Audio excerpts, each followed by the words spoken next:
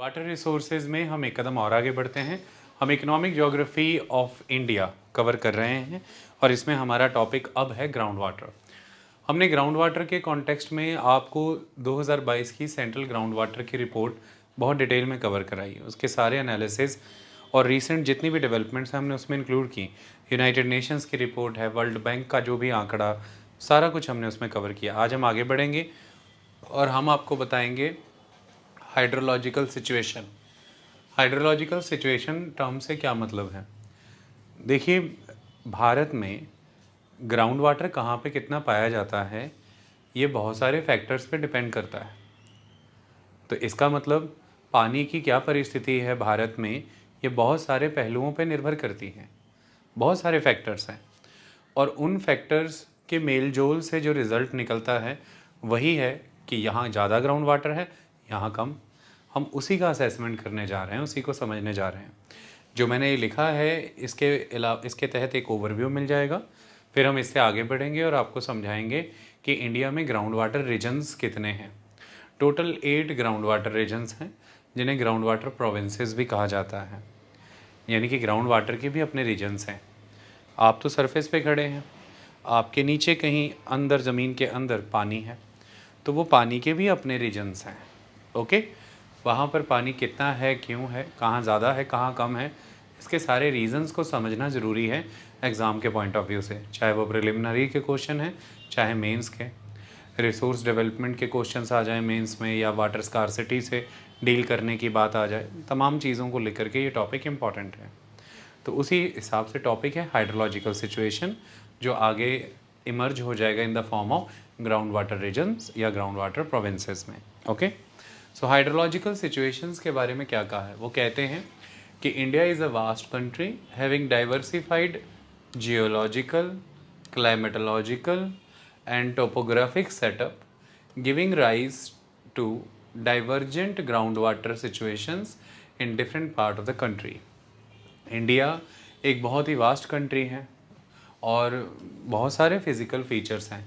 हिमालय है, गंगा के मैदान हैं, डेजर्ट्स हैं, पेनिनसुलर प्लेट्यू एरिया है, कोस्टल एरिया है, आइलैंड्स एग्जिस्ट करते हैं।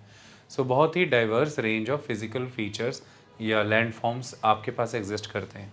आप इसे टोपोग्राफी भी कह सकते हैं। तो किन किन फैक्टर्स पर ये डिपेंड करता है कि पानी कहाँ पे कितना होगा, वाटर अवेलेबिलिटी कहाँ है, कितनी है, ये फैक्टर्स हैं। पहला इज़ द जियोलॉजिकल। जियोलॉजिकल ये डिसाइड करेगा, जियोलॉजिकल फैक्टर, कि कहाँ पर कौन सी रॉक्स हैं, वो रॉक्स का नेचर क्या है, वो रॉक्स का स्ट्रक्चर कैसा है। ओके, जैसे मान लीजिए कि अगर आप जिस रीजन की बात कर रहे हैं वहाँ पर जो रॉक है या जो सरफेस आप कह लीजिए वो सेडिमेंट्री है, या मान लीजिए कि वहाँ पर एलुवियल डिपॉजिट्स हैं, नदी के द्वारा ला करके जमा की गई मिट्टी है, तो नेचुरली वो पोरस होगा सरफेस, उसकी परमेबिलिटी ज़्यादा होगी, तो पानी ज़्यादा रिस्क के अंदर चला जाएगा। तो वहाँ पर ग्राउंड वाटर हो सकता है ज़्यादा हो, क्योंकि जिस रॉक सरफेस की आप बात कर रहे हैं वो पोरस है, उसकी परमेबिलिटी ज़्यादा है, तो इसलिए ग्राउंड वाटर भी ज़्यादा है, क्योंकि रिचार्ज हुआ ना, पानी मिल गया ना, ज़मीन के अंदर चला गया। लेकिन मान लीजिए आप किसी ऐसे रीजन की बात कर रहे हैं जहाँ पर जो रॉक है, सरफेस है, बहुत ही हार्ड है, बहुत ही कॉम्पैक्ट है और पोरोसिटी नहीं है, फिर पानी अंदर जाने की कोई परिस्थिति नहीं बनती, तो वहाँ पर ग्राउंड वाटर उतना नहीं होगा। ये सिचुएशन एसोसिएटेड है इंडिया के पेनिनसुलर प्लेट्यू से। रॉक्स बहुत ही हार्ड हैं, बहुत ही कॉम्पैक्ट हैं, बहुत ही क्रिस्टल फॉर्म में है, क्रिस्टलाइन फॉर्म में है। तो ऐसे में पानी अंदर रिस के जाता ही नहीं है, तो ग्राउंड वाटर कैसे क्रिएट होगा। लेकिन पहले केस में जो गंगा ब्रह्मपुत्र इंदस नदी का जो मैदान है, द प्लेन एरिया, नदियों के द्वारा बहा करके ला करके जमा की गई मिट्टी है, पोरोसिटी पोरस है, वो परमेबिलिटी ज़्यादा है, तो पानी रेस के अंदर जाता है, तो ग्राउंड वाटर रिचार्ज होता है। तो इस तरह से बड़े स्तर पर यह निर्भर करता है इस बात पर कि जिस भी रीजन में आप ग्राउंड वाटर ढूंढना चाह रहे हैं वहाँ उस रीजन की जियोलॉजी क्या है। जियोलॉजी, जियोलॉजी मतलब कि जो इस समय स्ट्रक्चर है, यानी कि रॉक्स वहाँ पर किस मैनर में फॉर्म हुई हैं और वो पूरा का पूरा सरफेस किस नेचर की रॉक से कंपोज्ड है, वहाँ पर इस समय कौन सी मौजूदा चट्टानें एग्जिस्ट कर रही हैं। ओके, तो ये एक इम्पॉर्टेंट फैक्टर है। अच्छा, दूसरा फैक्टर है, सिर्फ यही नहीं कि जियोलॉजी इम्पॉर्टेंट है, हमारे देश में बहुत ही डाइवर्स रेंज ऑफ रॉक्स पाई जाती है। आपके पास आर्कियन पीरियड की रॉक्स है 4000 मिलियन ईयर्स अगो, और उसके तहत मेनली हम जो रॉक्स देखते हैं वो नीस है, स्किस्ट है, हम ये देखते हैं। और हमारे ही पास आगे जाएं तो पुराना रॉक सिस्टम है, जिसके तहत आपको कुडप्पा रॉक्स मिलती हैं पेनिनसुलर प्लेट्यू रीजन में।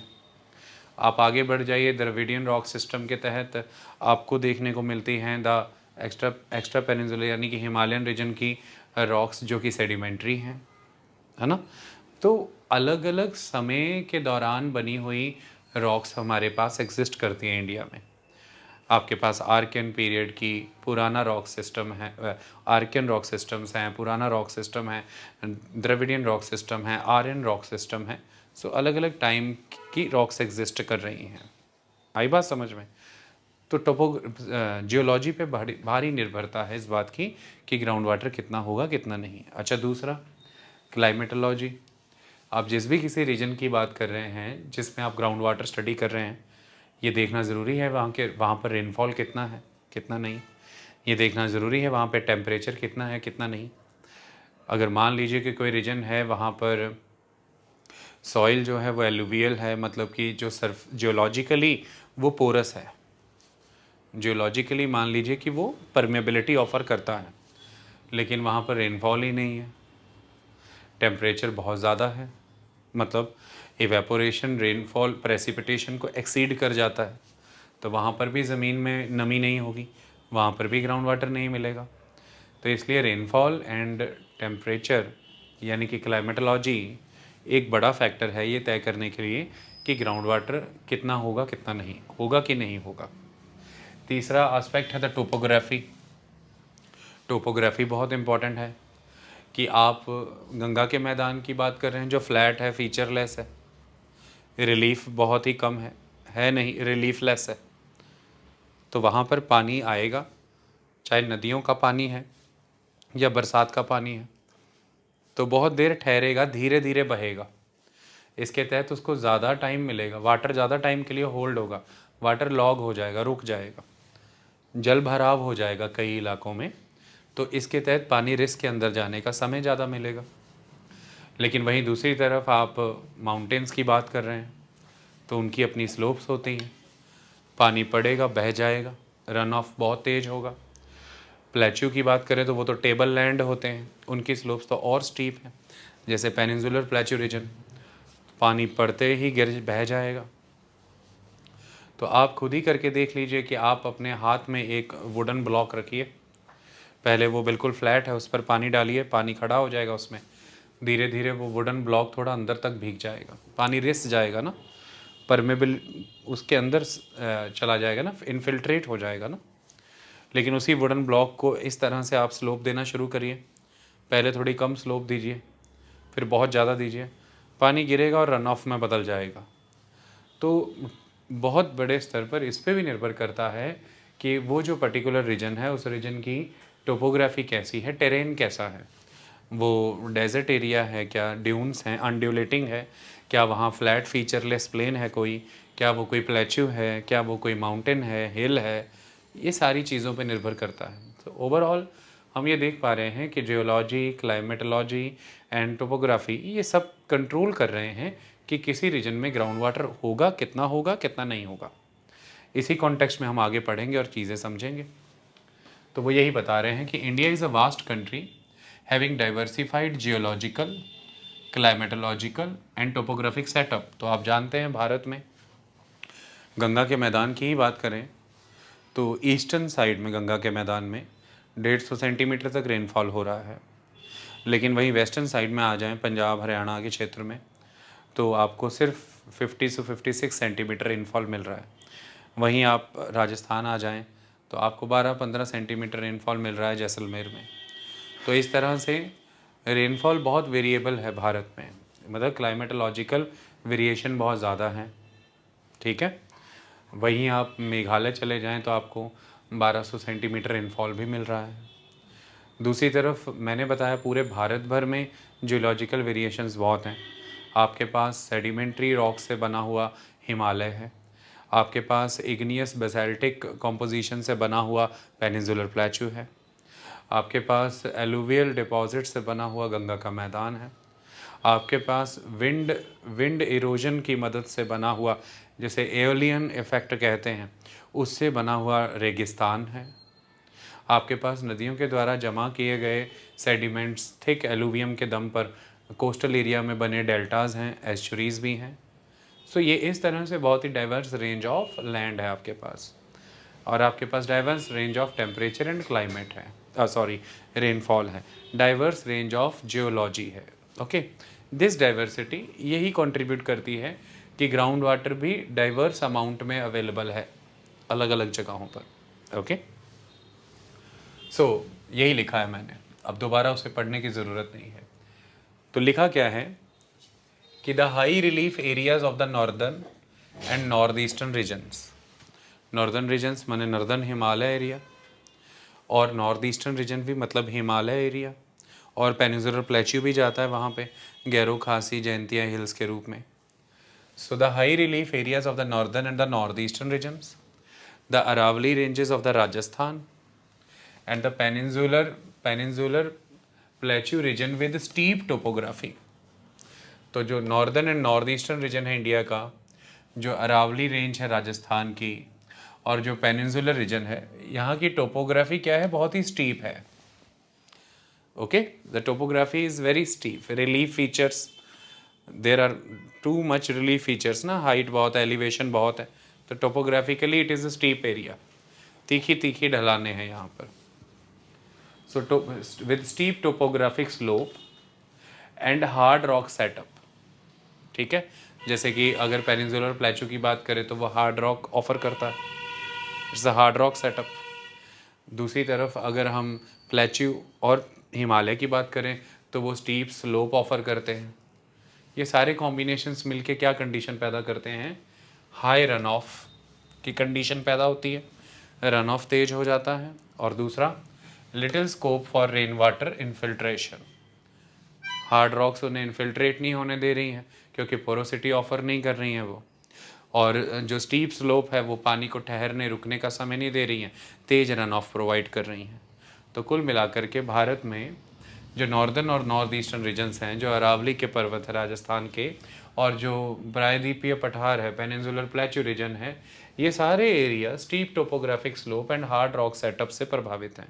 इसी कारण ये high run off and little scope offer करते हैं रेन वाटर को इन्फिल्ट्रेट होने का। Okay, so the ground water potential in these terrains are limited to inter mountain valleys. तो इसीलिए ऐसे इलाकों में जो ग्राउंड वाटर का पोटेंशियल है वो कहाँ तक सीमित होगा, वो यहाँ तक सीमित होगा। ये एक पहाड़ है, ये एक पहाड़ है, तो वो यहाँ तक सीमित हो जाएगा। जैसे उदाहरण के तौर पर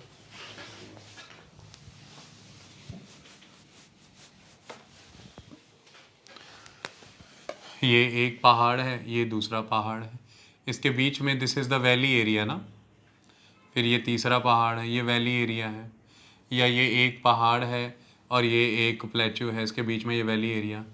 तो दो माउंटेन के बीच में, that is inter mountain area, दो माउंटेन के बीच में इंटर माउंटेन एरिया। तो अल्टीमेटली ये रीजन है जो इंटर माउंटेन वैली एरिया है, यहाँ पे स्लोप उतनी स्टीप नहीं है, पहला तो slope is not that much steep, है ना।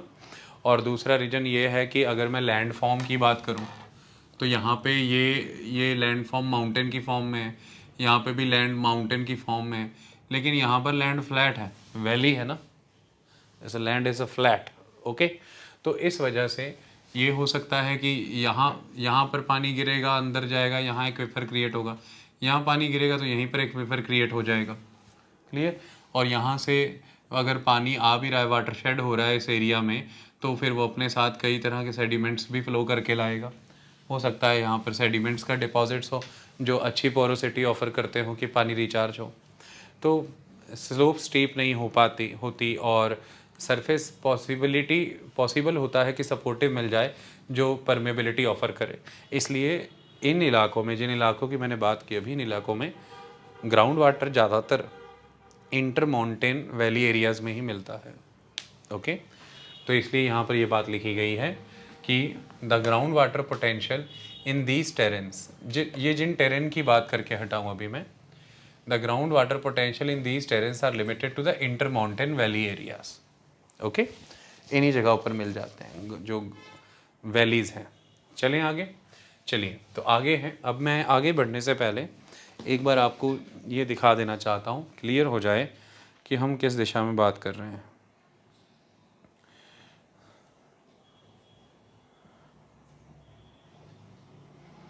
अरे किया तो था भाई शॉर्ट लिस्ट, हुआ नहीं।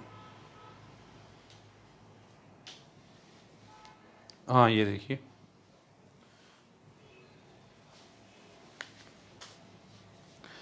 ये देखिए भारत का ये फिज़िकल मैप है, ठीक है। और ये आप देख ही पा रहे हैं कि नॉर्दर्न रीजन के ये हिमालय तो लिखा है वहाँ पे, the high relief areas of the northern area, this is the Himalaya region. और फिर north eastern, this is again the Himalayan region, है ना। फिर इसके अलावा बताए गए हैं the Aravallis in the Rajasthan, the Aravalli range. इसके अलावा बताया गया है this whole some peninsular plateau region, है ना, ये सारा पेनिनसुलर प्लेट्यू रीजन। तो ये रीजन जो हैं ये बताए गए हैं कि यहाँ पर रिलीफ जो है वो स्टीप स्लोप ऑफर कर रहा है और रॉक जो हैं वो हार्ड हैं। इसकी वजह से ग्राउंड वाटर क्रिएट नहीं हो पाता है, अकरेंस नहीं हो पाती है। सोल्यूशन यही है कि जो इंटर माउंटेन वैली एरियाज़ हैं वहीं पर पानी मिलेगा ग्राउंड वाटर। इसके अलावा ये कोस्टल एरियाज़ हैं, this the eastern coastal areas. और ये यहाँ पर हम देख सकते हैं कि ये देखिए, ये नदी आई, डेल्टा बनाया, ये भी नदी ने डेल्टा बनाया है, ये भी नदी का बनाया हुआ डेल्टा रीजन है, ये भी नदी डेल्टा बना रही है।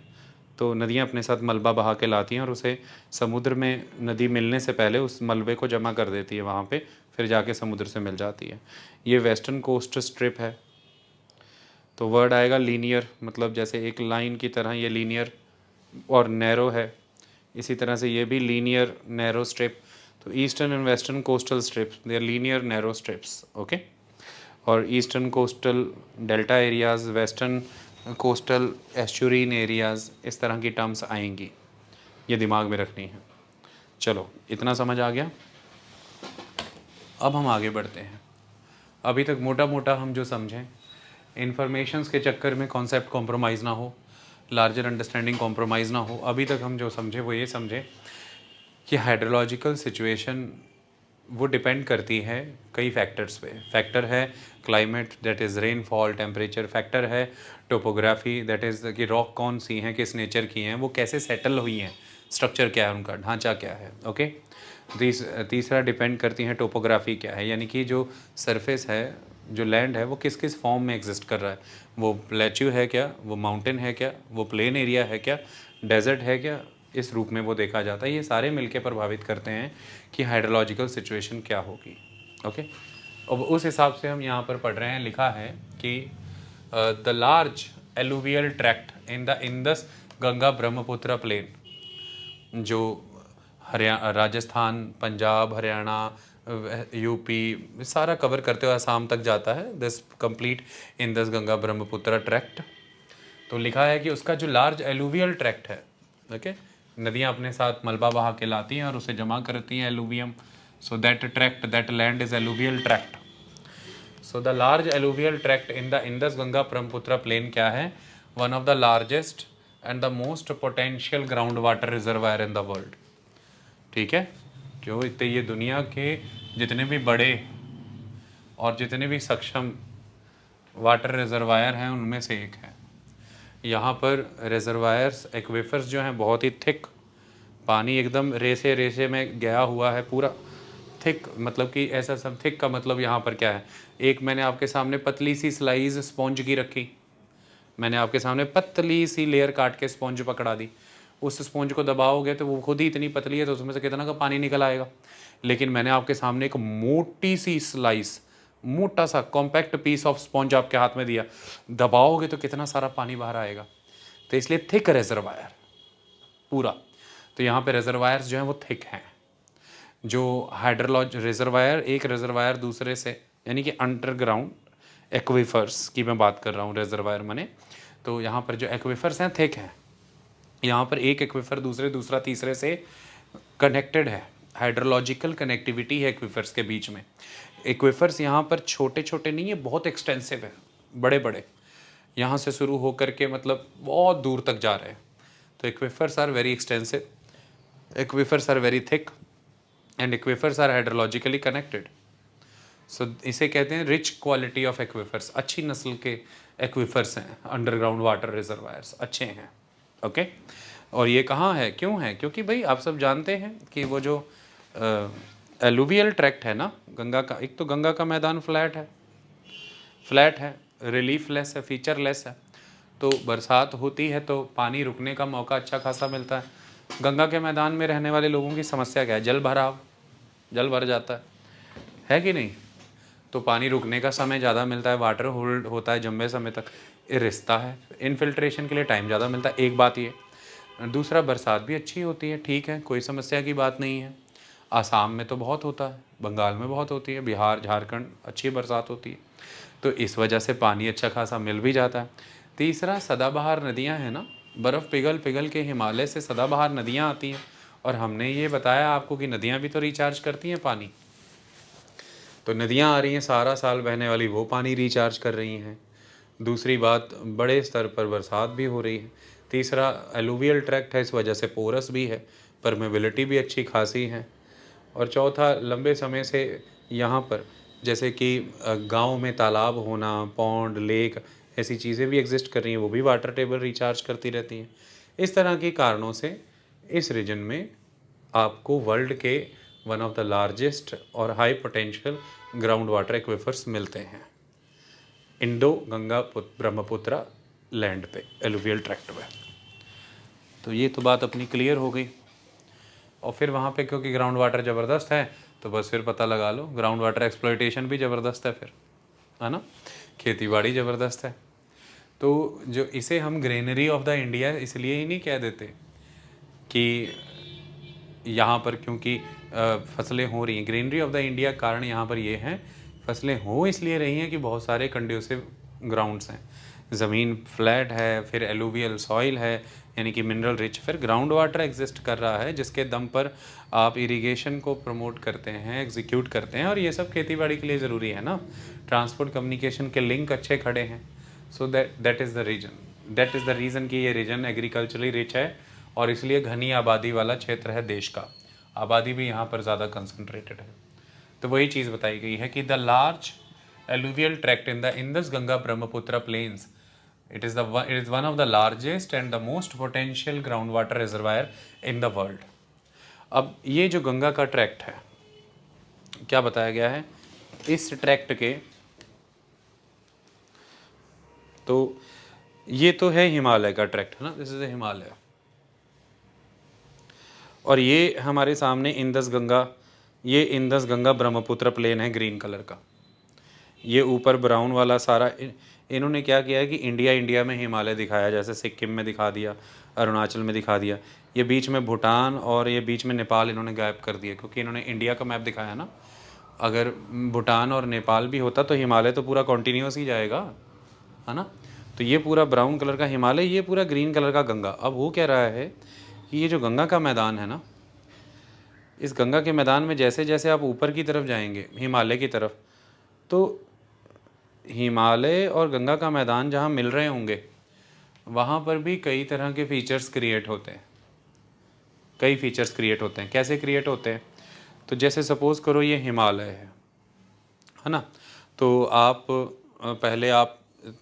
पहले ग्रेट हिमालय से उतरे, फिर आप मिडल हिमालय से उतरे, अब आप चढ़ गए, ये शिवालिक है, शिवालिक पे चढ़ गए, अब उतर रहे हो, आप उतरोगे ना, तो ये उतर के ही पंजाब आएगा, पंजाब गंगा सिंधु ब्रह्मपुत्र का मैदान है ना। तो जब आप शिवालिक हिमालय उतर रहे हो ना यहाँ पे, तो होगा क्या? अब देखो पहाड़ों से नदियाँ आ रही हैं, तो पहाड़ों से नदी जब आके गिरेगी तो पहले वहाँ पर अपने साथ जो भी मोटा मलबा लेके आ रही है, पहले नदी उस मोटे मलबे, क्योंकि यहाँ पे रिवर फ्लो कर रही है, ग्रेडियंट देखो कितना है, ढलान कितनी है, स्लोप देखो कितनी है, पहाड़ की स्लोप ज़्यादा है। अब जैसे ही स्लोप यहाँ पे ख़त्म हो गई, आगे मैदान है, ये मैदान है, इज़ द प्लेन एरिया, है ना। नदी पहाड़ की ढलान से उतर के मैदानी एरिया में फ़्लो करना चाहती है, तो अपने साथ जो भारी मलबा ला रही है वो आगे तो नहीं लेके जा पाएगी, उसको तो यहाँ कहीं छोड़ना ज़रूरी है। तो वो जैसे ही नदी यहाँ उतरेगी, भारी मलबा यहाँ पर टिक जाएगा, रुक जाएगा।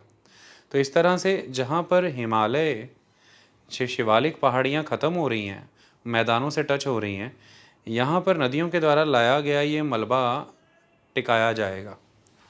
तो ये हिमालय और गंगा सिंधु ब्रह्मपुत्र का जो मैदान है, उसके बीच एक पतली लेयर है, लंबी की लंबी, से भाबर कहते हैं। It is Bhabar. और ये कैसे जमा होता है? ये ऐसे जमा हो जाता है,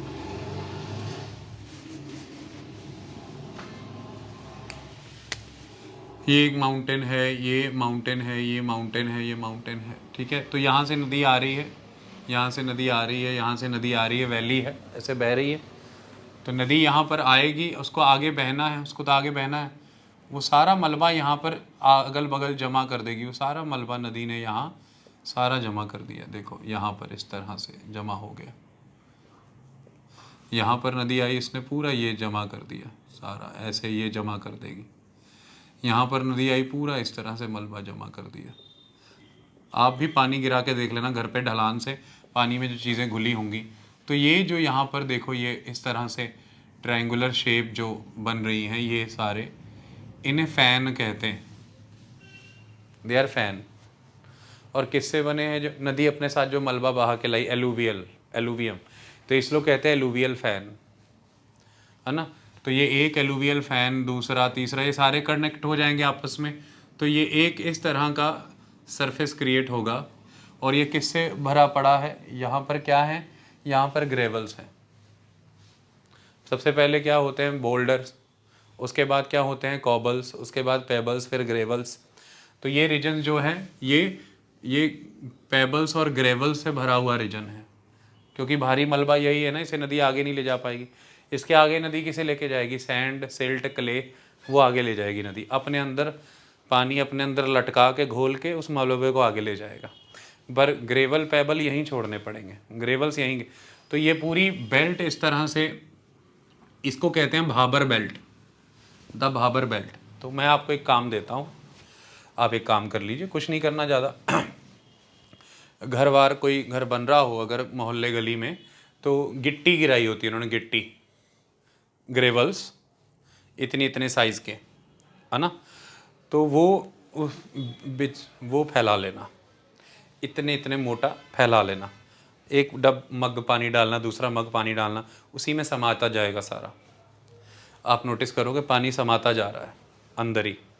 तो इसी तरह से ये जो पूरी की पूरी भाबर बेल्ट है, ये पोरस है, क्योंकि पेबल्स जो हैं वो ज़्यादा पोरस हैं, पोरोसिटी ऑफर कर रहे हैं, परमिएबल है।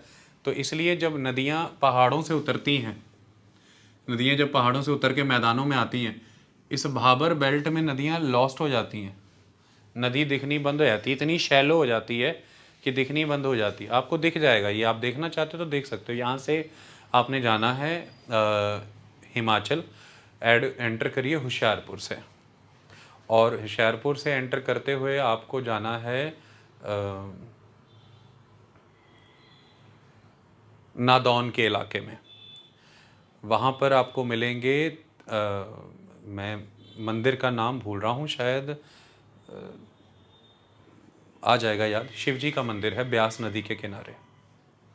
ओके, आप वहाँ पहुँचिए, वहाँ ब्यास बहती है। ब्यास का पानी आपके पैर या बहुत ज़्यादा घुटने से नीचे तक इतना इतना ही रहेगा, और आप देखेंगे पूरे ग्रेवल्स और पेबल्स भरे पड़े। नदियाँ बिल्कुल उसमें लिप्त हो जाती हैं, अंदर छुप जाती हैं। अब नदी तो पीछे से आ रही थी अपना कोर्स डेवलप करके, ये यहाँ पे नदी ने अपने सारे पेबल, सारे ग्रेवल छोड़ दिए और उसी में पानी भी डूब गया, लुप्त हो गया। इसके बाद नदी फिर दोबारा इमर्ज तो होनी है। जब नदी दोबारा इमर्ज होनी है, पर नदी का रास्ता तो है नहीं, चैनल तो बनाया नहीं है नदी ने, तो नदी का पानी फिर फैल जाता है, क्योंकि ग्रेडियंट भी कम हो गया, ढलान भी घट गई और आगे रास्ता भी नदी का प्रॉपर बना हुआ नहीं, नदी का पानी फैलेगा, वाटर लॉग हो जाएगा, पानी खड़ा हो जाएगा। इस बेल्ट को कहते हैं तराई बेल्ट। तो भाबर के बाद तराई आ जाता है, तराई का बेल्ट, पानी से एकदम तर इलाका, the wait area, Terai belt. तो हिमालय की जो पर्वत श्रृंखला चल रही है ना, उसके नीचे नीचे भाबर का बेल्ट है, उसी के साथ फिर तराई का बेल्ट है। इस तरह से जो भाबर बेल्ट है, पानी उसमें भी सूख रहा है, अंदर नीचे पानी है। तराई के बेल्ट में भी अंदर पानी है, लेकिन ये रीजन्स खेतीबाड़ी के लिए उतने बेहतरीन नहीं रहते हैं, अच्छे नहीं रहते हैं। ओके, तो ये चीज़ आपको बताई गई है, मैं यहाँ पर ही आपको दिखा देता हूँ, कोई दिक्कत की बात नहीं, आप इसको समझ लीजिए।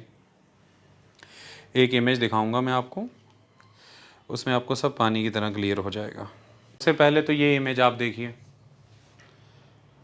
आप पेनिनसुलर प्लेट्यू से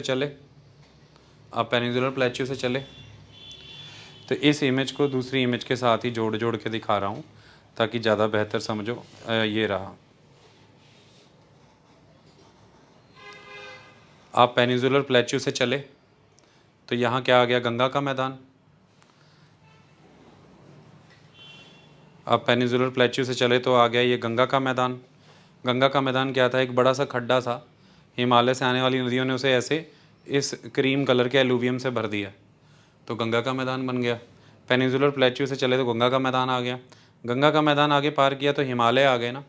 सबसे पहले कौन सा हिमालय आ गया, आउटर हिमालय, जिसे शिवालिक कहते हैं, ये वाली रेंज छोटी। अच्छा, फिर उसके बाद आगे बढ़े तो कौन सा हिमालय आ गया, लेसर हिमालय, जिसे हिमाचल कहते हैं, ये वाला हिमालय। फिर उसके आगे बढ़े तो कौन सा हिमालय आ गया, that is greater Himalaya, Himadri कहते हैं इसको, ये वाला हिमालय। फिर ये 3 रेंजेस हैं हिमालय की, आउटर हिमालय यानी कि शिवालिक, लेसर हिमालय यानी कि हिमाचल, ग्रेटर हिमालय यानी कि हिमाद्री।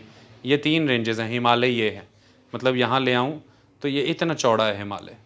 ओके, फिर हिमालय के आगे ट्रांस हिमालय, हिमालय के आगे की चीज़, वो आ गया तिब्बतन प्लेट्यू। ओके, अब इसको यहाँ से देख लो, आप पेनिनसुलर प्लेट्यू से चले तो पहले आ गया गंगा का मैदान, गंगा का मैदान आ गया तो पहले आ गई शिवालिक, आउटर हिमालय, फिर आ गई आपकी कौन सी, लेसर हिमालय, हिमाचल, फिर आ गया आपका great Himalaya, okay, that is Himadri, और फिर आगे क्या आ गया, दिस तिब्बतन प्लेट्यू। ये एक चीज़ तो समझ में आई। अब दूसरी चीज़ यहाँ पर समझो, देखो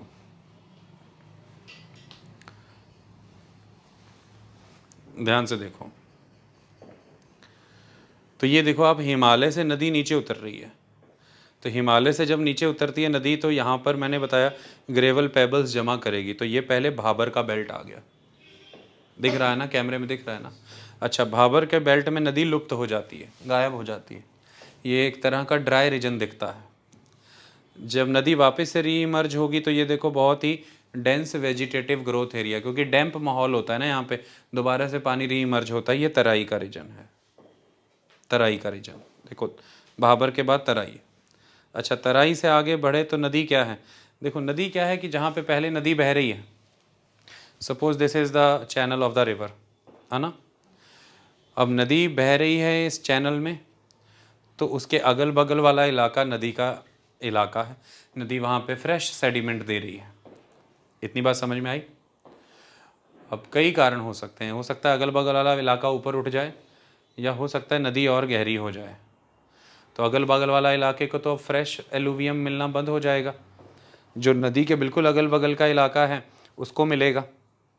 तो जो जिस रीजन में नदी पहले बह रही थी, या जो रीजन नदी से ऊंचा है, मतलब सराउंडिंग ऊंचा रीजन, जहाँ पे नदी का पुराना डिपॉजिट है, पुराना एलुवियम है, वो कहलाता है भांगड़ का इलाका। और जहाँ पर नदी अभी एग्जैक्ट अगल बगल में नया एलुवियम हर साल दे रही है, वो खादर का इलाका है।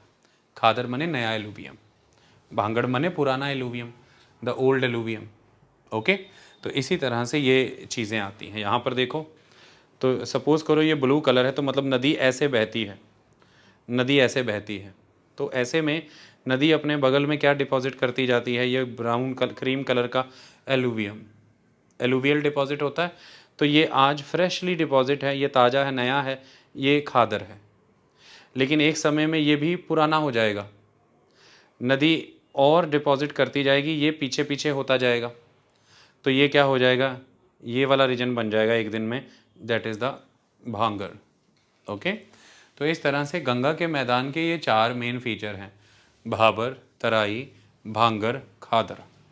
Okay, that's all.